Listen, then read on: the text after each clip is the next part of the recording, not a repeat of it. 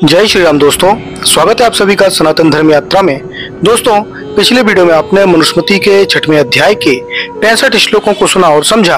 अब आइए चलते हैं मनुस्मृति के 6वें अध्याय के 66वें श्लोक से लेकर 75वें श्लोक तक और आज इन श्लोकों को सुनने और समझने का प्रयास करेंगे। तो आइए सबसे पहले देखते हैं 66वां श्लोक। इसमें लिखा है, दूषित आदि प्रत्येक अवस्था में धर्म का पालन आवश्यक। इसमें लिखा है, दुष्टो अपि चरेत् धर्म यत्र तत्राश्रमे रतः क्षमा सर्वेषु भूतेषु नालिंगम धर्म कारणम। अर्थात दुष्टा अपि धर्म चरेत, यदि सन्यासी को मूर्ख संसारी लोग निंदा आदि से दूषित व अपमान भी करें तथापि धर्म ही का आचरण करे, यत्र तत्र आश्रमे रतः, ऐसे ही अन्य ब्रह्मचर्य आश्रम आदि के मनुष्यों को करना उचित है। सर्वभूतेषु क्षमा, सब प्राणियों में पक्षपात रहित होकर समबुद्धि रखे इत्यादि उत्तम काम करने से ही संन्यास आश्रम का विधि है। किंतु लिंग धर्म कारणम नः, केवल दंडादि चिन्ह धारण करना ही धर्म का कारण नहीं है। कोई संसार में उसको दूषित व भूषित करे तो भी जिस किसी आश्रम में बरतता हुआ पुरुष अर्थात सन्यासी सब प्राणियों में पक्षपात रहित होकर स्वयं धर्मात्मा और अन्यों को धर्मात्मा करने में प्रयत्न किया करे और यह अपने मन में निश्चित हो जाने कि दंड कमंडलू और कषाय वस्त्र आदि चिन्ह धारण करना धर्म का कारण नहीं है। सब मनुष्य आदि प्राणियों के सत्योपदेश और विद्याधान से ही उन्नति करना सन्यासी का मुख्य कर्म है। उसके बाद 67वां श्लोक है। इसमें लिखा है, धर्माचरण के बिना बाहरी दिखावे से श्रेष्ठ फल नहीं। इसमें लिखा है, फलम कतक वृक्षस्य यद्यप्यम प्रसादकम नानाम ग्रहणादेव तस्य वार्ये प्रसीदति। अर्थात यद्यपि कतक वृक्षस्य फलम, यद्यपि निर्मली वृक्ष का फल अम्बु प्रसादकम, पीस के गदले जल में डालने का जल को शोधक होता है, तदपि तस्य नाम ग्रहणात एव, बिना डाले उसके नाम कथन व श्रवण मात्र से वार्ये न प्रसीदति, उसका जल शुद्ध नहीं हो सकता। यद्यपि निर्मली वृक्ष का फल जो जल को शुद्ध करने वाला है तथापि उसके नाम ग्रहण मात्र से जल शुद्ध नहीं होता, किंतु उसको ले पीस जल में डालने से ही उस मनुष्य का जल शुद्ध होता है। वैसे नाम मात्र आश्रम से कुछ भी नहीं होता, किंतु अपने अपने आश्रम में धर्म युक्त कर्म करने से ही आश्रम धारण सफल होता है, अन्यथा नहीं। अब इसके अनुसार देखिए तो कतक वृक्ष के फल को हिंदी में रीठा कहते हैं। उसके बाद 68वां श्लोक है। इसमें लिखा है, संरक्षार्थ जंतूनाम रात्रावहे निवासदः शरीरस्य चैव समीक्षक्ष्य वसुन्धाम चरेत। अर्थात शरीरस्य अत्यय एव, शरीर से पीड़ित होते हुए भी जंतु नाम संरक्षणार्थम, छोटे छोटे प्राणियों की रक्षा के लिए रात्रो व अहनिशदा, रात और दिन में सदा वसुधाम समीक्ष्य चरेत, धरती पर देखकर अर्थात उनकी हत्या ना हो यह ध्यान रखते हुए विचरण करें। उसके बाद 69वां श्लोक है। इसमें लिखा है, अहम रात्र्यः च यांच जन्तुः हिनश्च जानितो यति तेषां निष्णात्वा विशुद्ध्यर्थम प्राणायामन्यचरेत। अर्थात यति सन्यासी अहम च रात्र्या, दिन और रात में अज्ञानता यान जंतु न हिंसनति, अज्ञान से जिन प्राणियों की हत्या करता है, तेषां विशुद्ध्यर्थम, उनकी शुद्धि के लिए 6 प्राणायाम आचरेत, 6 बार प्राणायाम करे। अब इसके अनुसार देखिए तो 68 से 69 श्लोक निम्न आधारों के अनुसार प्रक्षिप्त हैं। पहला कारण है अंतर विरोध। इन श्लोकों में वर्णित बातें मनु की व्यवस्था के अनुसार विधान ही नहीं बनती और न तालमेल बैठता है। इन श्लोकों में चलते समय होने वाली लघु प्राणियों की हिंसा के पाप से छूटने के लिए प्राणायाम करने के लिए कहा है। यह सन्यासी का प्रायश्चित है। मनु ने 70 से 72 श्लोकों में प्राणायाम करना यति की दिनचर्या में ही विहित किया है। जब उसे प्रतिदिन प्राणायाम करने ही है तो पृथक से उन द्वारा प्रायश्चित कैसा? इसका अभिप्राय यह हुआ कि प्राणायाम प्रायश्चित नहीं है। 71 से 72 श्लोकों में मनु ने प्राणायाम से इंद्रियों के दोषों का निवारण माना है। इन श्लोकों में प्राणायाम से पाप निवृत्ति कहना मनु की उस मान्यता के विरुद्ध है। दूसरा कारण है शैलीगत आधार। पाप छूटने और प्राणायाम का कोई संबंध नहीं है। रात्रि के अंधकार में कोई व्यक्ति कैसे लघु प्राणियों को देख सकता है? इस प्रकार इन दोनों श्लोकों की शैली अयुक्त युक्त है। मनु की निश्चित की गई शैली के अनुसार प्रायश्चित का विधान 11वें अध्याय में है, अतः यह केवल एक ही बात का प्रायश्चित वर्णन उनकी शैली के अनुरूप न होने से मौलिक नहीं है। उसके बाद तीसरा कारण है पुनरुक्ति। 68वें श्लोक में 46वें श्लोक के दृष्टिपूतम निषेध पादम पद के पुनरुक्ति मात्र है। इस पुनरुक्ति के आधार पर भी ये श्लोक प्रक्षिप्त है। उसके बाद 17वां श्लोक है। इसमें लिखा है प्राणायाम अवश्य करें। इसमें लिखा है प्राणायाम ब्रह्मणस्य त्रयोपि विविध कृत्वा व्याहृत्यं वैवक्तः विजयं परम तपः। अर्थात ब्राह्मणस्य, ब्राह्मण अर्थात ब्रह्मविद व्यक्ति या सन्यासी के द्वारा जो विधिवत यानी विधि के अनुसार व्याहृति प्रणवय युक्तः, प्रणव अर्थात ओमकार पूर्वक और भूभुवः स्वः आदि शब्द व्याहृतियों के जप सहित अनुशीलन में प्रदर्शित त्रय अपि तीनों प्रकार के बाह्य आभ्यंतर स्तंभक प्राणायाम अथवा न्यून से न्यून 3 प्राणायाम कृत्वा किए जाते हैं। परम तपः विजयम, वह इसका परम यानी उत्तम तप होता है। ब्राह्मण अर्थात ब्रह्मविद सन्यासी को उचित है कि ओमकार पूर्वक सप्त व्याहृतियों से विधि पूर्वक प्राणायाम जितनी शक्ति हो उतने करे, परंतु 3 से तो न्यून प्राणायाम कभी न करे। यही सन्यासी का परम तप है। अब इसकी अनुशीलन देखिए तो प्राणायाम की विधि योग दर्शन में विहित है। प्रथम अध्याय के 27 से 28वें श्लोक में ओमकार पूर्वक ईश्वर का जप का भी विधान है। यहाँ वही विधि व्यास भाष्य पर आधारित ऋषि दयानंद के भाष्य सहित प्रस्तुत की जाती है। इस विधि को अपनाकर उपासक अशुद्धि क्षय, ईश्वर सिद्धि और बल पराक्रम की वृद्धि करे। प्राणायाम का लक्षण तस्मिन् सति श्वास प्रावश्यो गति विच्छेद प्राणायाम, जो वायु बाहर से भीतर को आता है उसको श्वास और जो भीतर से बाहर जाता है उसको प्रश्वास कहते हैं। उन दोनों के आने जाने के विचार से रोके, नासिका को हाथ से कभी न पकड़ें, किंतु ज्ञान से ही उसको रोकने को प्राणायाम कहते हैं।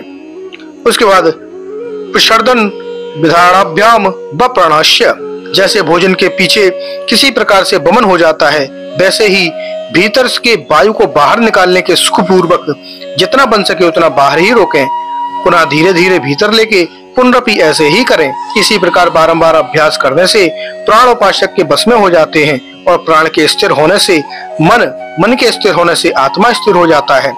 इन तीनों के स्थिर होने से समय अपने आत्मा के बीच में जो आनंद स्वरूप अंतर्यामी व्यापक परमेश्वर है उसके स्वरूप में मग्न हो जाना चाहिए। जैसे मनुष्य जल में गोता मारकर ऊपर आता है फिर गोता लगा जाता है, इसी प्रकार अपने आत्मा को परमेश्वर के बीच बारंबार मग्न करना चाहिए। प्राणायाम के भेद, प्राणायाम के भेदों का वर्णन करते हुए योग दर्शन में प्रमुख रूप से प्राणायाम के 3 भेद माने हैं। शातु ब्राह्म्य अभ्यंतरम वृत्ति दर्शे कालम संख्यामी परिदृष्टो दीर्घ सूक्ष्मः 2/50, बाह्य अभ्यंतरम विषयो यापेक्षी चतुर्था 2/51। ये मुख्य 4 भेद हैं। बाह्य विषय रेचक, अभ्यंतर पूरक और स्तंभ वृत्ति, ये देश काल संख्यानुसार दीर्घ सूक्ष्म होते हैं। चौथा भेद बाह्य अभ्यंतर विषयाक्षेपी है। इसकी विधि निम्न प्रकार है। रेचक, श्वास को भीतर से वमन के समान बाहर निकालना और उसे उसी स्थिति में रोकना यानी नियंत्रण करना। दूसरा पूरक, श्वास को बाहर से भीतर धारण करके उसी स्थिति में रोकना यानी नियंत्रण करना। तीसरा स्तंभक, आते जाते जहाँ के तहाँ श्वास को रोकना या अंदर रोके श्वास को बाहर निकालते समय पुनः पुनः रोकना, बाहर रोके श्वास को अंदर आते समय पुनः पुनः रोकना आदि स्तंभक प्राणायाम है। जैसा कि योग सूत्र में भी कहा गया है, बाह्य अभ्यंतरम विषयोपेक्षी, अर्थात जब श्वास भीतर से बाहर आवे तब बाहर ही कुछ कुछ रोकता रहे और जब अंतर से भीतर आवे तब उसको भी भीतर ही थोड़ा थोड़ा रोकता रहे। यह चौथा भेद है।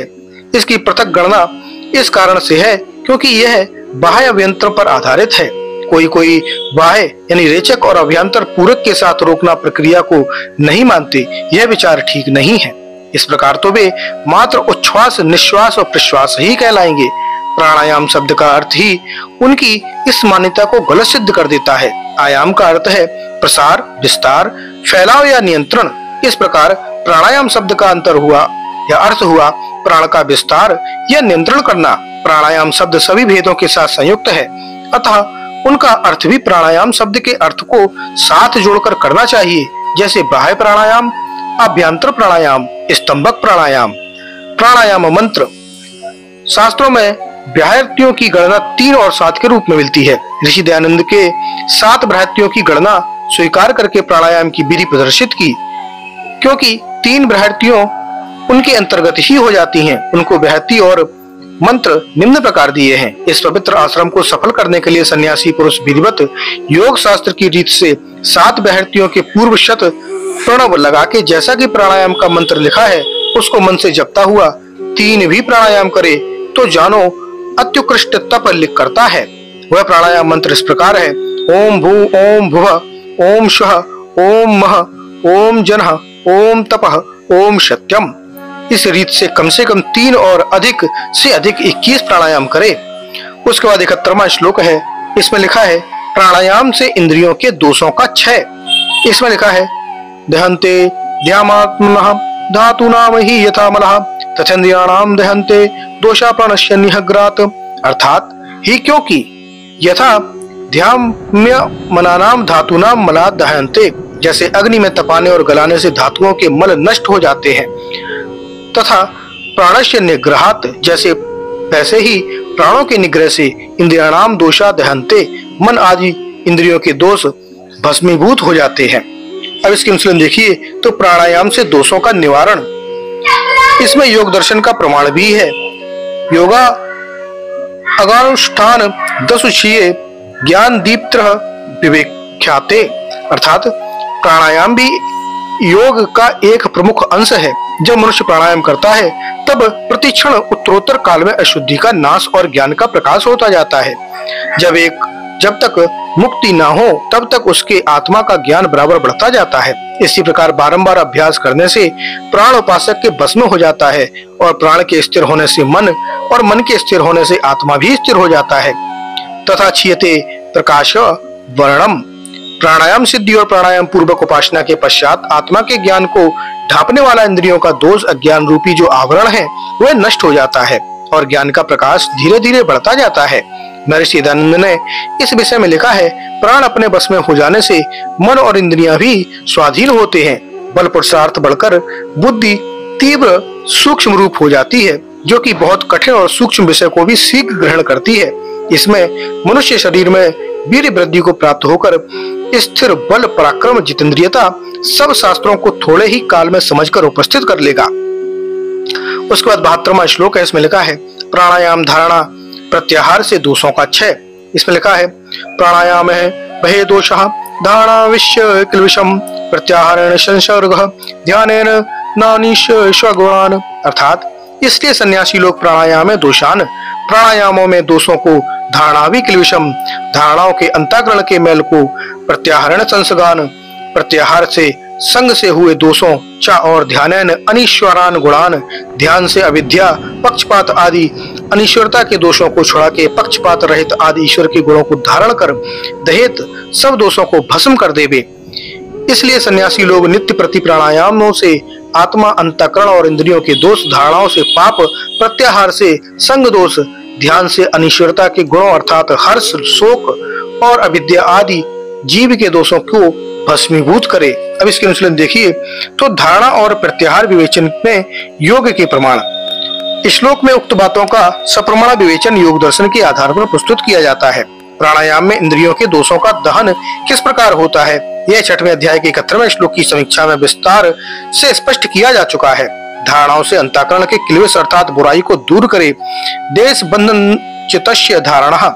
योग दर्शन 3/1 धारणा उसे कहते हैं कि मन की चंचलता से छुड़ा के नाभि, हृदय, मस्तिष्क, नासिका और जीभ के अग्रभाग आदि देशों में स्थिर करके ओमकार का जप और उसका अर्थ जो परमेश्वर है उसका विचार करना, अथवा बुराइयों को, दोषों को समझकर उनको छोड़ने के लिए व्रतों को धारण करना भी धारणा है। किंतु धारणा सुचा योग्यता मनशः। योग दर्शन 2/53 धारणाओं से मन में ज्ञान की योग्यता और विवेक बढ़ता है जिससे बुराइयों का त्याग होता है। क्लेशम के अर्थ पर विशेष अनुशीलन 8वें अध्याय के 316वें श्लोक पर भी द्रष्टव्य है। प्रत्याहार के द्वारा संसर्ज्य दोषों को छोड़ें। स्वाविषय प्रयोग चिंतस्य स्वरूप ओमकार इवेंद्रियाणाम प्रत्याहारा। योग दर्शन 2/54 प्रत्याहार उसका नाम कि जब पुरुष अपने मन को जीत लेता है, जब इंद्रियों का जीतना अपने आप हो जाता है, क्योंकि मन ही इंद्रियों को चलाने वाला है। परिणाम स्वरूप इंद्रियां अपने अपने विषयों के संग अभिमान आदि दोषों से निवृत्त हो जाती हैं। प्रत्याहार से मन स्वयं बस में हो जाता है और इंद्रियों पर दृढ़ वशीभूतता हो जाती है। तथा परमो वशयंती इंद्रियाणाम, योग दर्शन 2/55। तब वह मनुष्य जितेंद्रिय होके जहाँ अपने मन को ठहराना व चलाना चाहे उसी में ठहरा और चला सकता है। फिर उसको ज्ञान हो जाने से सदा सत्य में ही प्रवृत्ति हो जाती है, असत्य में कभी नहीं। योग दर्शन के व्यास भाष्य में भी अपरिग्रह को स्पष्ट करते हुए लिखा है, विषयाणाम अर्जुन रक्षण क्षय संग हिंसो दर्शनात् अस्वीकरणम अपरिग्रह, योग दर्शन 2/20। विषयों में अर्जन दोष, रक्षण दोष, क्षय दोष, संग दोष तथा हिंसा दोष देखने से उसका जो अस्वीकार अर्थात त्याग है वह अपरिग्रह कहलाता है। ध्यान से अनीश्वर गुणों का अर्थात अविद्या, ज्ञान, अज्ञान आदि का त्याग करके ईश्वरी गुणों को धारण करना, तत्र प्रत्येकतानान्तः ध्यानम, योग का अभ्यास 3/2।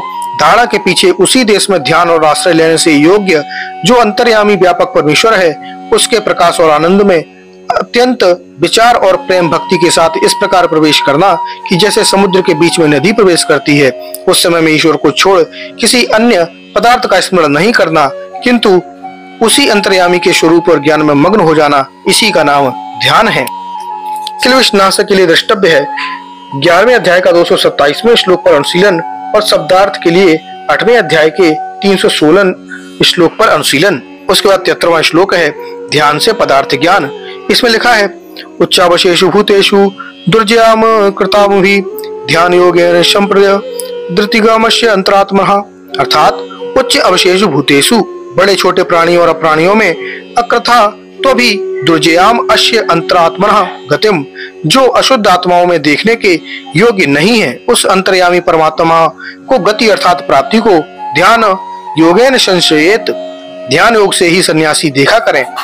उसका 74वां श्लोक है, इसमें लिखा है, सम्यक दर्शन संपन्नः कर्म भिन्न निवद्यते दर्शन विहीनस्तु संसारम प्रतिपद्यते, अर्थात सम्यक दर्शन संपन्न जो सन्यासी यथार्थ ज्ञान व षड दर्शनों से युक्त है, कर्म भी न निवद्यते, वह दुष्ट कर्मों में बद्ध नहीं होता, तू और दर्शनेन विहीना जो ज्ञान विद्या योगाभ्यास सत्संग धर्मानुष्ठान व षड दर्शनों से रहित विज्ञानहीन होकर संन्यास लेता है, वह संन्यास पदई और मोक्ष को प्राप्त न होकर संसारम प्रतिपद्यते, जन्म मरण रूप संसार को प्राप्त होता है।